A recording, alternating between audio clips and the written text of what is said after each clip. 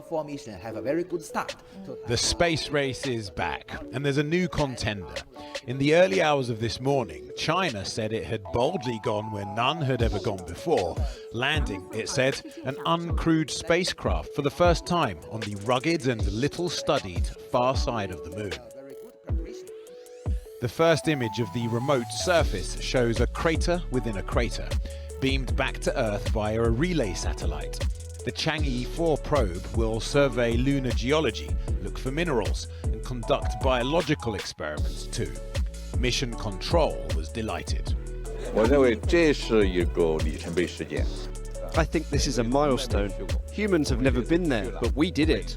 This is trailblazing. Building a space power is a dream that we persistently pursue, and we're gradually realizing it.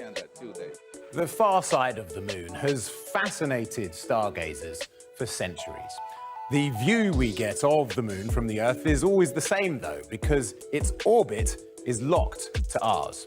This means that the time it takes for the moon to spin once on its axis is exactly the same time as it takes the moon to turn round the Earth once. Now, the moon's orbit is slightly elliptical, which means that from time to time we get a slightly different view. But 41% of the moon's surface, the far side, is always hidden from Earth's view.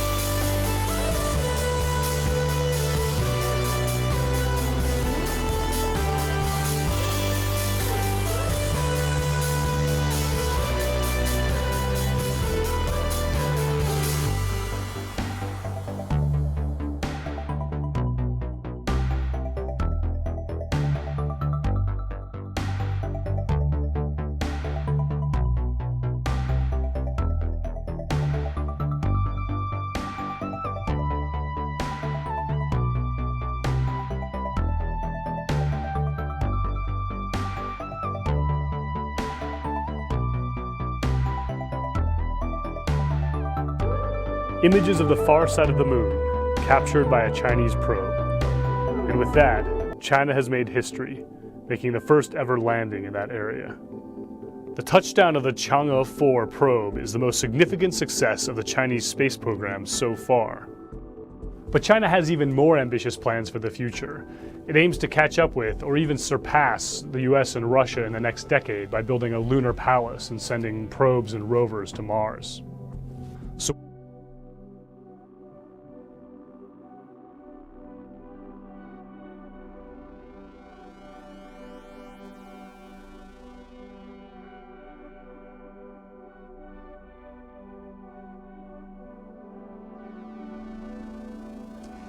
it is my desire, if not my duty, to try to talk to you journeymen with some candor about what is happening to radio and television. And if what I say is responsible, I alone am responsible for the saying of it. Our history will be what we make of it. And if there are any historians about 50 or 100 years from now, and there should be preserved the kinescopes of 1 week of all 3 networks, they will there find, recorded in black and white and in color, evidence of decadence, escapism, and insulation from the realities of the world in which we live. We are currently wealthy, fat, comfortable, and complacent. We have a built-in allergy to unpleasant or disturbing information. Our mass media reflect this. But unless we get up off our fat surpluses and recognize that television in the main is being used to distract, delude, amuse, and insulate us, then television and those who finance it, those who look at it, and those who work at it may see a totally different picture too late. This instrument can teach, it can illuminate, and yes, it can even inspire. But it can do so only to the extent that humans are determined to use it towards those ends. Otherwise, it is merely wires and lights in a box. Good night, and good luck.